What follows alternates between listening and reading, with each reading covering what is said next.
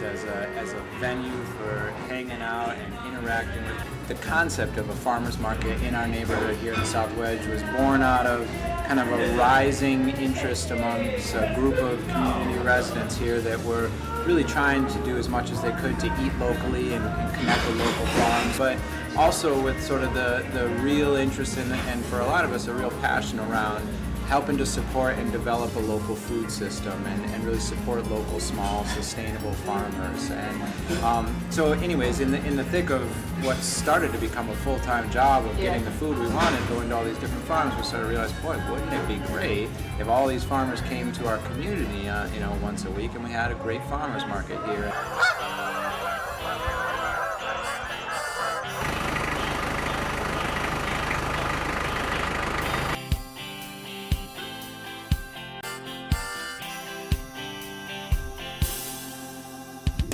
I'm Scott Donovan of Donovan Orchards here in Barker, New York. This is a 37.5 acre apple orchard. We have other types of fruit as well. We have stone fruit and pears. This is my third season with the farm, and I had been looking for an orchard for years and been interested in orcharding for many years. I'd done some orcharding and had done a lot of horticulture activities over my lifetime.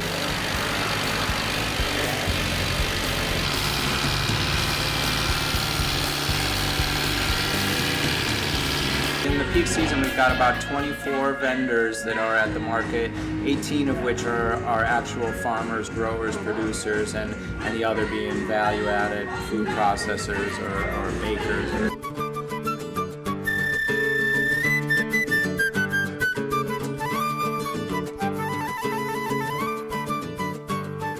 My name is Caroline Ravinas, and the name of my business is Biscotti for Everybody.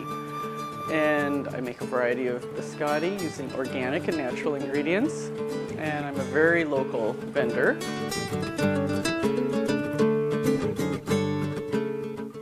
My name is Luke Stodola.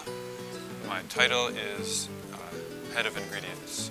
We started just about a year ago. A group of people got together and decided that it would be fun to start a bakery. We didn't really know how hard it would be or what that would involve, but we just thought we'd give it a try. The first time I met Luke, who is the owner of Small World Bakery, was at the South Wedge Farmers Market. And he came up to my booth and was asking me how I set up my business, because I have a baking business, and he was interested in doing the same thing with bread. And so I told him a little bit of my history, how I got my kitchen inspected, and he's gone from cooking in different certified kitchens to then creating his own certified kitchen in his own home. So now he bakes out of his own house, and he makes delicious bread, great bread. I love his bread. Think about the South Wedge Farmers Market, and the reason I think it pulls in a lot of people and is able to have a lot of success is it's really looking at a multiple set of sort of goals or activities. It's got sort of a rippling set of benefits associated with it, and first and foremost is obviously creating access to good, healthy local foods for urban residents, obviously. There's a very intense paperwork process you go through, and then they have an inspector come out and inspect your farm.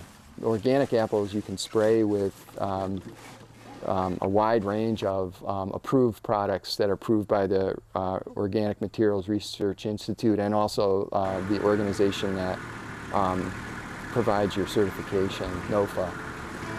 Try to make bread that tastes good and is healthy and comes from local ingredients that are grown organically. The rippling benefits of eating locally and shopping at farmers markets, I truly believe it's one of the most effective ways. If somebody's, as so many people are, sort of lost in the world, oh my God, there's all these issues and problems, and what do I do about it? Eat locally, I think, is one of the most effective ways that you can just do something that's very simple, that you have in local economy, and getting more of our dollars that are spent on food reabsorbed into the local economy, and supporting local businesses, bringing more people into this neighborhood, spending money at the farmers market and spending money with local farmers, but walking to a restaurant or a coffee shop or a bar around here. It's good to be involved with the community and be able to meet the customers that are interested in buying food directly from the farmer. Two, it provides a source of cash to support current operations, whereas the wholesale market, usually there's quite a delay from the time you ship the product to the time you get payment. And then thirdly, it's a way to really just get behind the whole local, buy local, and also to network with other farmers. We use local ingredients that are grown organically because it makes a better bread and because it has less of a negative impact on our environment. It actually has a positive impact in many cases and it helps the local economy. One of the things I like most about the South Wedge market is that you get to meet directly the person who has produced what you're about to buy. You can ask them any questions that you have about the product.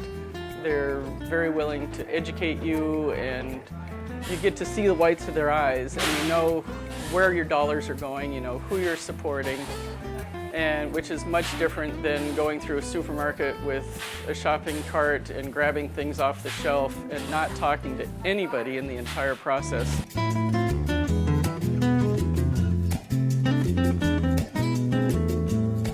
I'm planning long-term to, I'm not sure what time frame this would be, but to have a New York State winery license and start making hard cider here. So that's the biggest, probably, event that I'm pursuing. Probably eventually we'd like to move into our own storefront. What else? We'd like to get up to minimum wage. Right now we're not making minimum wage yet, so if we could get there, that'd be good. It's part of what I hope to be a variety of initiatives and projects around the development of a local sustainable food system, of which we hope very much to, again, to create an economy around this, to create jobs around this, and I'm certainly interested and excited about where that path may lead.